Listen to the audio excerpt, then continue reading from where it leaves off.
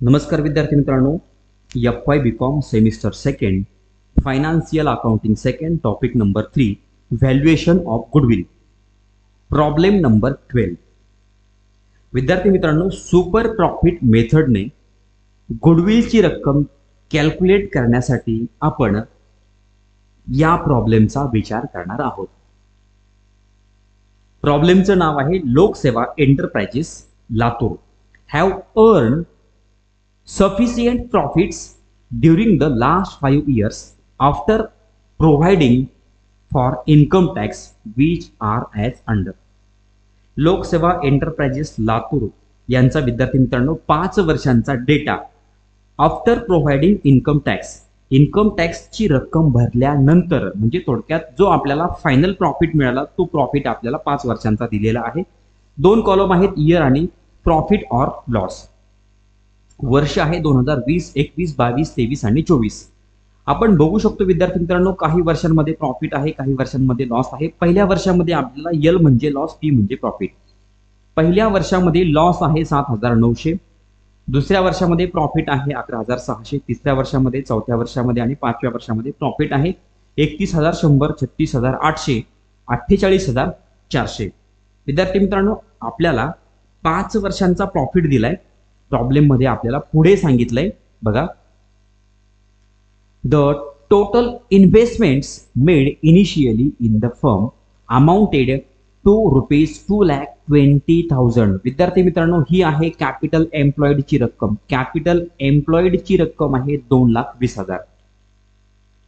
Other competitive firms running similar type of business earn return of 8.5% on their capital employed at the time of startup.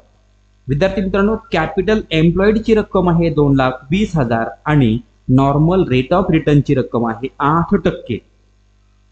त्यानंतर आपल्याला पुढे सांगितले calculate the value of goodwill on 2 full and 1/2 years purchase of the super profit. मित्रांनो, super profit मेथडने आपल्याला हा problem सोडवायचा आहे. Goodwill purchase आहे 2 full and 1/2, 2.1/2 म्हणजे 2.5. आपल्याला 4च गोष्टी दिल्यात मित्रांनो. 5 वर्षांचा प्रॉफिट दिलाय, कॅपिटल एम्प्लॉईडची रक्कम दिली, त्यानंतर नॉर्मल रेट ऑफ रिटर्नची रक्कम दिली आणि गुडविल परचेस, या 4च गोष्टी दिलेल्या आहेत. एवढं जर समजलं तर तुमचा प्रॉब्लेम इथेच बरोबर आला. पहिलं कॅल्क्युलेशन करायचं विद्यार्थी मित्रांनो. प्रॉब्लेम संपला, आता आपण उत्तराकडे जातोय. आपल्याला उत्तर शोधायचं आहे. गुडविलची रक्कम सुपर प्रॉफिट मेथडने शोधायची आहे. पहिलं calculation of average profit. Average profit काढायचं आहे. फॉर्म्युला आहे total profit less loss if any divided by number of years. Total profit घेणार, लॉस असेल तर तो लॉस त्या प्रॉफिट मधनं लेस करणार भागिले नंबर ऑफ इयर्स. आपण बघू शकतो पहिल्या वर्षामध्ये मित्रांनो लॉस आहे, तो लॉस आपण लेस करणार. मग आता टोटल प्रॉफिट झाला 1,27,900 आणि त्यातनं लॉस आपण वजा करणार, लेस करणार. 7,900 रक्कम वजा होईल. त्यानंतर भागिले 5 आहे मित्रांनो. लॉस लेस केल्यानंतर, लॉसची रक्कम वजा केल्यानंतर आपल्याला प्रॉफिट मिळाला 1,20,000 भागिले 5.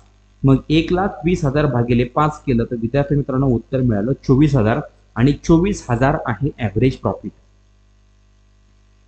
प्रॉफिट काढल्यानंतर पुढचं कॅल्क्युलेशन करायचं आपल्याला, calculation of normal profit. Normal profit काढणं सुद्धा अतिशय सोपं आहे. Capital employed multiply normal rate of return. Capital एम्प्लॉईडची रक्कम आहे 2,20,000 गुणिले 8.5. नॉर्मल प्रॉफिट मिळाला मित्रांनो 18,700. ॲव्हरेज प्रॉफिट काढला 24,000, नॉर्मल प्रॉफिट काढला 18,700.